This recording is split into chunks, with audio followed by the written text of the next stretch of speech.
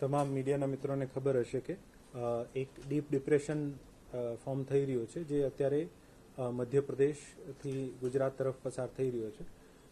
ભારત સરકાર દ્વારા પણ મધ્યપ્રદેશ, મહારાષ્ટ્ર, ગુજરાત, ઉત્તર પ્રદેશ, રાજસ્થાન તમામ રાજ્યોને ભારેથી અતિ ભારે વરસાદની ચેતવણી ઇસ્યુ કરવામાં આવી છે. આપણા ગુજરાત રાજ્યમાં ખાસ કરીને રાજકોટ જિલ્લામાં પણ આપણે આવતીકાલે સાંજથી મધ્યરાત્રિથી લઈને શનિવારના દિવસમાં ભારેથી અતિ ભારે વરસાદની આગાહી જે છે આની ચિંતા છે.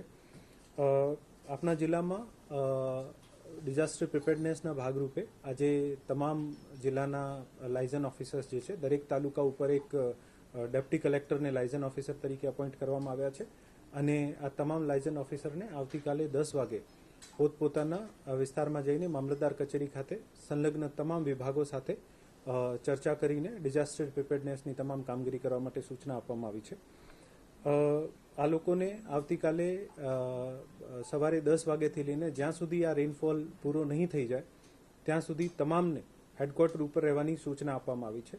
આપણે એવી વ્યવસ્થા કરી છે કે દરેક ગામમાં તલાટીથી લઈને જે ગામમાં ચાર્જમાં તલાટી છે આની જગ્યાએ કોઈ બીજા ગ્રામસેવક અથવા રેવન્યુ તલાટીને પણ કામગીરી સોંપીને તમામ ગામડાઓમાં એક સરકારી કર્મચારી જ્યાં ગ્રામ પંચાયતમાં રહે. તમામ સરપંચેસને પણ વિનંતી કરવામાં આવી છે કે આ સમય દરમિયાન ગામમાં રહે અને ગામના તમામ આગેવાનો, ગામના વોલેન્ટિયર્સના સાથે રહીને કોઈ પણ ડિઝાસ્ટરની પરિસ્થિતિ હોય આમાં તાલુકાના ડિઝાસ્ટર કંટ્રોલ રૂમ, ડિસ્ટ્રિક્ટના ડિઝાસ્ટર કંટ્રોલ રૂમ પર જાણ કરવાની તથા પોલીસ તથા તંત્રના સાથે રહીને લોકોને બચાવની કામગીરી કરવા માટે અને જાનમાલની નુકસાન ઓછામાં ઓછું થાય આને માટે પ્રયત્ન કરવા માટે અપીલ કરી છે. જોખમી આપણી આપ તમામના મારફત હું રાજકોટ જિલ્લાના તમામ નાગરિકોને વિનંતી કરું છું કે આવનારા 2 દિવસ સુધી શુક્રવાર અને શનિવાર અને જ્યાં સુધી વરસાદ ચાલુ રહે ત્યાં સુધી કામ વગરનો અવરજવર જે છે આપણે ટાળવું જોઈએ, ઘરમાં જ રહેવું જોઈએ. આપણે ભારેથી અતિ ભારે વરસાદની આગાહી છે અને ચિંતા છે. આના ભાગરૂપે નીચાણવાળા વિસ્તારમાં રહેતા હોય ત્યાં પાણી ભરાવના પ્રશ્નો અગાઉમાં થતા હોય તો સુરક્ષિત ઊંચા વિસ્તારમાં જવું જોઈએ. તમામ શાળાઓને સૂચના આપવામાં આવી છે કે આ તમામ શાળાઓ જે છે આ શેલ્ટર તરીકે વાપરવામાં આવશે, ખુલ્લી રહેશે. અગાઉમાં પણ આપણે ઘણી બધી ગામની વાડીઓ જે છે આને પણ સુરક્ષિત સ્થળ તરીકે જે ઊંચાણના વિસ્તારમાં હોય ત્યાં યુઝ કરતા હોઈએ છીએ. તમામ લાયઝન ઓફિસરને, તમામ મામલતદારશ્રી, પ્રાંત, ટીડીઓઝ, પોલીસના મિત્રોને સૂચના આપવામાં આવી છે કે આ એવી જે પણ પરિસ્થિતિ બનતી હોય તમામ લોકોને ઝડપથી શિફ્ટ કરવા અને ત્યાં પૂરતી વ્યવસ્થા જે છે જમવાની હોય કે ખાવાની પીવાની જે પણ વ્યવસ્થા હોય આ બધા માટે કહેવામાં આવ્યું છે. તમામ THOsને ઇન્સ્ટ્રક્શન આપવામાં આવ્યા છે કે PHC મારફત દરેક ગામ માટે એક ફર્સ્ટ એડ કિટ ઉપલબ્ધ કરાવે અને કોઈ પણ સંજોગોમાં જેમાં ફર્સ્ટ એડનો કિટ હોય, ક્લોરીન ટેબ્લેટ્સ હોય, ORSના પેકેટ હોય અને જીવન જરૂરિયાતની બેસિક નેસેસરી જે મેડિસિન્સ હોય આ હોય જેથી નેસેસરી પ્રાઇમરી એડ જે ફર્સ્ટ એડ છે આ આપી શકાય. તમામ નાગરિકોને વિનંતી છે કે પશુઓને જે બાંધેલા હોય ને બહુ ભારે વરસાદ હોય અને પાણી ભરાતો હોય તો આને ખોલી દેવા જેથી પશુઓ જે છે આ સુરક્ષિત સ્થળે પહોંચી જાય. પાણીવાળા વિસ્તારમાં અને ખાસ કરીને આ આપણે સમયમાં જોતા હોઈએ છીએ કે અમુક માણસો મનોરંજન માટે જ્યાં પાણી ભરાવતી હોય ને ત્યાં મનોરંજન માટે અથવા નાહવા તરવા માટે જતા હોય છે. વિનંતી કરું છું કે આ 2 દિવસ સુધી આપણે ટાળીએ. પાસ્ટમાં પણ એવા ઘણા બધા બનાવ બન્યા છે. આપણે નથી એન્ટિસિપેટ કરી શકતા કે ખરેખર આ બહાર નીકળો છો પછી કેટલું વરસાદ આવવાનું છે જેથી ડૂબવાની શક્યતા રહે છે. આ બધી એક્ટિવિટીઝ ટાળવી જોઈએ. જે પણ રોડ ઉપર ઓવરટોપિંગ થઈ રહ્યો છે આ ઓવરટોપિંગના રોડ ઉપર પસાર નહીં કરવું અને આપનો વ્હીકલ્સ રોકી દેવાનું. નજદીકી મામલતદાર કચેરી હોય, પોલીસ સ્ટેશન હોય અથવા ગામની વાડી હોય, શાળા હોય ત્યાં જઈને આશ્રય લઈ લેવું અને જ્યાં પાણી ઉતરે પછી જ આપણે જે નેક્સ્ટ ડેસ્ટિનેશન ઉપર જવાનું છે.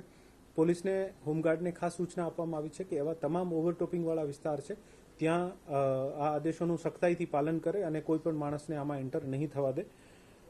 વીજ પુરવઠો આપણે તમામ સેન્સિટિવ જગ્યાઓ ઉપર હોસ્પિટલ્સ હોય, ડિઝાસ્ટર કંટ્રોલ રૂમ્સ હોય આ તમામ ઉપર સતત પૂરો પાડવાનું PGVCLને વિનંતી કરવામાં આવી છે. સાથે સાથે તમામ નાગરિકોને પણ વિનંતી કરું છું કે આ સમયમાં કરંટ લાગવાના પ્રશ્નો પણ રહેતા હોય છે જેથી આપણે વીજળીના થાંભલા વગેરે છે આનાથી દૂર રહીએ.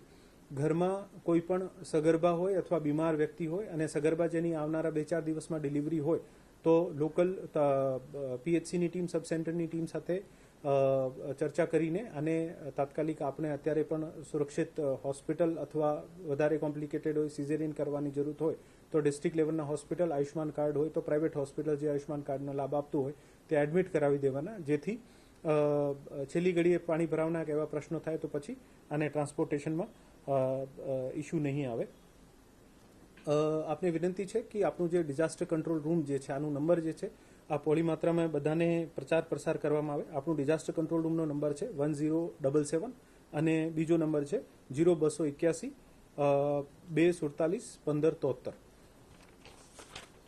આપણા જિલ્લામાં એસડીઆરએફની ટીમ, તમામ નગરપાલિકાઓ અને કોર્પોરેશનના પણ જે ફાયરના જવાનો છે આને પણ અલર્ટ માટે રહેવા માટે સૂચના આપવામાં આવી છે. આપણી પાસે એક ડીઓ કચેરી ખાતે એક ફાઇબર બોટ ઉપલબ્ધ છે.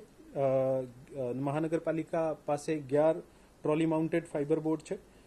નગરપાલિકા ગોંડલ પાસે એક ફાઇબર બોર્ડ છે. એસડીઆરએફ ઘંટેશ્વર પાસે પણ 2 ફાઇબર બોર્ડ છે અને નગરપાલિકા જેતપુર પાસે ફાઇબર બોર્ડ છે. આ તમામ ફાઇબર બોર્ડ્સને પણ જે પાણીનો ભરાવ થઈ જાય તો રેસ્ક્યુ માટે અને સૂચના આપવામાં આવી છે.